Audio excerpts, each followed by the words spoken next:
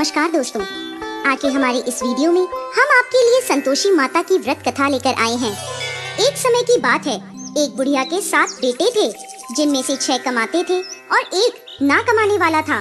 वो बुढ़िया 6 बेटों को अच्छा खाना बनाकर खिलाती, पर 7वें को उन सबका बचा कुचा झूठा खाना खिलाती थी। और वो भोला भाला अपनी माँ की इस चालाकी को समझ नहीं पाता था। एक दिन वो अपनी पत्नी से बोला, मेरी माँ मुझसे बहुत प्यार करती है। तो उसकी पत्नी बोली, वो तुम्हें सबका बचा कुचा खाना खिलाती है। इस बात पर उसे विश्वास नहीं हुआ। एक दिन वो छुपकर देखता है कि माँ अपने 6 बेटों को बड़े प्यार से कई प्रकार के व्यंजन बनाकर बड़े प्रेम से खिला रही है। जब वो 6 खाना खाकर उठ गए, तब माँ ने उनकी थालियों से झूठन इकट्ठी करी और उसके लिए थाली में परोस कर रख दी। जब वो घर आया तो माँ अपने सबसे छोटे लड़के से बोली, खाना खा ले। वो बोला, माँ मैं भोजन नहीं करूँगा, मैं तो परदेश जा रहा हूँ। माँ बोली, कल जाता आज ही चला जा। वो घर से निकल गया और गौशाला में पहुँचा, जहाँ उसकी पत्नी गोबर के उपले थाप रही थी। अपनी पत्नी के पास गया और बोला, मैं परदेश जा रहा हूँ, कुछ समय के बाद आऊँगा। तुम संतोष से रहना और अपने धर्म का पालन करना।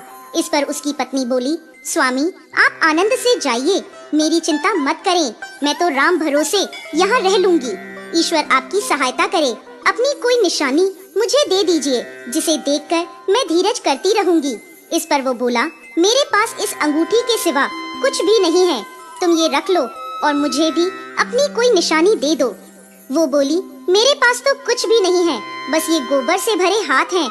ये कहकर उसने अपने पति की पीठ पर गोबर के हाथ की थाप मार दी। वो चल दिया। चलते चलते वो दूर किसी नगर में पहुंचा और एक व्यापारी की दुकान पर जाकर बोला, भाई मुझे नौकरी पर रख लो। व्यापारी को नौकर की जरूरत थी, तो वो बोला, ठीक है, लेकिन तनख्वाह तुम्हारा काम देखकर ही बताऊंगा। वो वहीं रहने लगा और सुबह 7 बजे से रात को 9 बजे तक नौकरी करने लगा। थोड़े ही दिनों में वो व्यापारी का सारा लेन देन और हिसाब किताब करने लगा। कुछ ही समय में सेठ ने उसे आधे मुनाफे का हिस्सेदार बना दिया। 12 वर्षों में वो नामी सेठ बन गया। इधर उसकी पत्नी को सास और जेठानियाँ बड़ा कष्ट देने लगी। उसे लकड़ी लेने जंगल में भेजती, भूसे की रोटी देती, फूटे नारियल में पानी देती। वो बड़े कष्टों से जीवन बिता रही थी। एक दिन जब वो लकड़ी लेने जा रही थी, तो रास्ते में उसने देखा एक मंदिर में कुछ औरतें व्रत कर रही हैं और कथा सुन रही हैं। तो वो पूछने लगी, ये क्या व्रत कर रही हो? इसे करने से क्या होता है और ये कैसे करते हैं? तब एक स्त्री बोली, ये संतोषी माता का व्रत है, इसे करने से मनवांछित फल प्राप्त होता है और गरीबी, मन की चिंताएं, मुकदमे, कलह, रोग आदि सब नष्ट होते हैं। संतान सुख, धन, शांति और मन पसंद वर मिलता है और दूर गए पति के दर्शन होते हैं। उन्होंने उसे व्रत की विधि बता दी। उसने रास्ते में सारी लकड़ियाँ बेच दी और उन पैसों से गुड़ और चना खरीद लिया और व्रत की तैयारी कर संतोषी माता के मंदिर में पहुंची और माता से दुखी होकर विनती करने लगी, माँ मैं अज्ञानी हूँ और बहुत दुखी हूँ, मैं आपकी शरण में हूँ, मेरा दुख दूर करो माँ। अब वो हर शुक्रवार ऐसा ही करती। एक दिन माता को उस पर दया आ गई। एक शुक्रवार उसके पति का पत्र आया और अगले शुक्रवार पति का भेजा धन उसे मिला। अब वो माता के मंदिर में गई और उनके चरणों में गिरकर रोने लगी। बोली, माँ मैंने पैसे कब मांगे थे? मुझे तो अपना सुहाग चाहिए, मैं तो अपने स्वामी के दर्शन और सेवा करना मांगती हूँ। तब संतोषी माता ने प्रसन्न होकर कहा, जा बेटा, तेरा पति जल्द ही आएगा। वो प्रसन्न होकर घर गई और कामकाज में लग गई। उधर संतोषी माता ने स्वप्न में उसके पति को पत्नी की याद दिलाई और घर जाने को कहा। वो बोला, माँ मैं कैसे जाऊँ? परदेश की बात है, लेन देन के कई हिसाब बाकी हैं। माँ बोली, सवेरे उठकर मेरा नाम लेकर घी का दीपक जलाना और फिर दुकान पर बैठना। सवेरे उठकर उसने वैसा ही किया। देखते ही देखते सारा लेन देन साफ हो गया और धन का ढेर लग गया। वो खुश होकर घर की ओर रवाना हो गया। उधर उसकी पत्नी रोज लकड़ी लेने जाती और संतोषी माता की पूजा अर्चना करती। एक दिन वो बोली, माँ आज ये धूल कैसी उड़ रही है? माँ बोली, बेटी तेरा पति आ रहा है, तू लकड़ियों के 3 ढेर बना, एक नदी के किनारे रख आ, एक यहाँ रख दे और तीसरा अपने सर पर रख ले। तेरे पति के दिल में इस लकड़ी के गट्ठर को देखकर मोह पैदा होगा और घर जाकर आवाज लगाना, सासू जी लकड़ियों का गट्ठर लो, भूसे की रोटी दो और फूटे नारियल में पानी दो। आज मेहमान कौन आया है। उसने वैसा ही किया।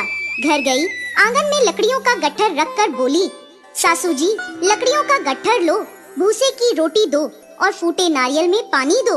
आज मेहमान कौन आया है। ये सुनकर सास दौड़ी दौड़ी बाहर आई और अपने कष्टों को भुलाने के लिए कहने लगी, बेटी तेरा पति आया है, आ मीठे भात का भोजन कर और गहने और कपड़े पहन। इतने में उसका पति बाहर आया और उसके हाथ में अपनी दी अंगूठी देखकर माँ से पूछने लगा, माँ ये कौन है। माँ बोली, बेटा ये तेरी बहू है, पूरे 12 बरस हो गए ये दिन भर घूमती फिरती है, कोई कामकाज भी नहीं करती, तुझे देखकर नखरे कर रही है।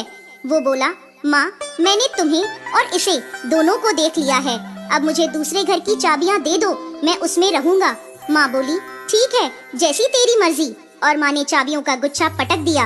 बेटे ने अपना सामान दूसरे घर में रख दिया। देखते ही देखते उनके राजा के समान ठाट बाट हो गए। अगला शुक्रवार आया। वो अपने पति से बोली, मुझे संतोषी माता के व्रत का उद्यापन करना है। वो बोला, खुशी से करो। वो तैयारियों में लग गई।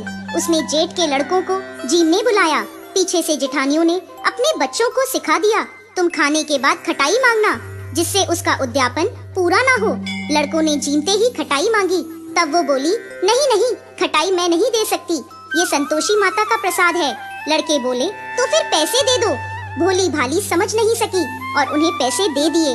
वो उन पैसों से खटाई लेकर खाने लगे। इस पर संतोषी माता क्रोधित हो गयी। राजा के दूत उसके पति को पकड़कर ले गए। वो बेचारी रोती हुई माता के मंदिर में गई और बोली, माता ये क्या किया। माता बोली, पुत्री मुझे दुख है कि तुमने अभिमान करके मेरा व्रत तोड़ा है और इतनी जल्दी सब भूल गई। वो बोली, माता मैंने तो कुछ गलत नहीं किया, मैंने भूल से लड़कों को पैसे दे दिए, मुझे क्षमा करो, मैं दोबारा तुम्हारा उद्यापन करूंगी। माता बोली, जा तेरा पति रास्ते में आता हुआ मिलेगा। वो चली गई। रास्ते में उसे उसका पति आता हुआ दिखा। उसके पूछने पर बोला, राजा ने मुझे मिलने के लिए बुलाया था। अगले शुक्रवार उसने फिर उद्यापन किया। जेठ के लड़कों को बुलाया। जेठानियों ने फिर उन्हें सिखा दिया। लड़के भोजन के पहले बोले, खटाई मिलेगी।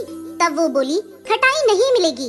अब उसने ब्राह्मण के लड़कों को बुलाकर भोजन कराया और दक्षिणा दी। संतोषी माता उससे प्रसन्न हो गयी और 9 महीने बाद उसके चंद्रमा के समान सुंदर पुत्र हुआ। वो अपने पुत्र को लेकर रोजाना मंदिर जाने लगी। एक दिन संतोषी माता ने सोचा, ये रोज यहाँ आती है, आज मैं इसके घर जाकर इसका ससुराल देखती हूँ। ये सोचकर संतोषी माता ने भयानक रूप धारण करा। गुड़ व चने से सना मुख, सूंड के समान होठ, जिन पर मक्खियाँ भिनभिना रही थी, ऐसी सूरत में वो उसके घर गयी। दहली में पाँव रखते ही उसकी सास बोली, देखो कोई डाकिन आ रही है, उसे भगाओ वरना किसी को खा जाएगी। सभी घर वाले भागकर घर की खिड़कियाँ और दरवाजे बंद करने लगे। तभी उसने ऊपर की खिड़की से देखा तो वहीं से चिल्लाने लगी, आज मेरी माता मेरे घर आई है, आज मेरी माता मेरे घर आई है। उसकी सास बोली, पगली किसे देखकर उतावली हुई है, बच्चे को भी पटक दिया। बहू बोली, माता जी मैं जिन संतोषी माता का व्रत करती हूँ ये वो माता है। ऐसा कहकर उसने सारी खिड़कियाँ और दरवाजे खोल दिए। सबने संतोषी माता के चरण पकड़ लिए और विनती कर कहने लगे, हे माता हम मूर्ख हैं, अज्ञानी हैं, पापी हैं, आपके व्रत की विधि हम नहीं जानते, आपका व्रत भंग कर हमने बहुत बड़ा अपराध किया है। हे जगत माता हमारा अपराध क्षमा करें। माता बहुत खुश हुई। हे संतोषी माता, जिस प्रकार आपने बहू को फल दिया वैसा ही इस कहानी को कहते, सुनते और हुंकार भरते सबको देना।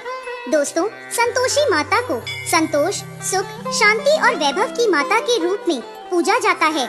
माता संतोषी भगवान श्री गणेश की पुत्री हैं। इनका यह व्रत करने से धन, विवाह, संतान आदि भौतिक सुखों में वृद्धि होती है।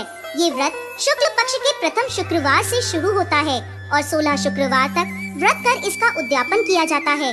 गुड़ और चने का भोग माता को लगाया जाता है। ये व्रत करने वालों को खट्टी चीजों को ना ही खाना चाहिए और ना ही हाथ लगाना चाहिए। बोलिए संतोषी माता की।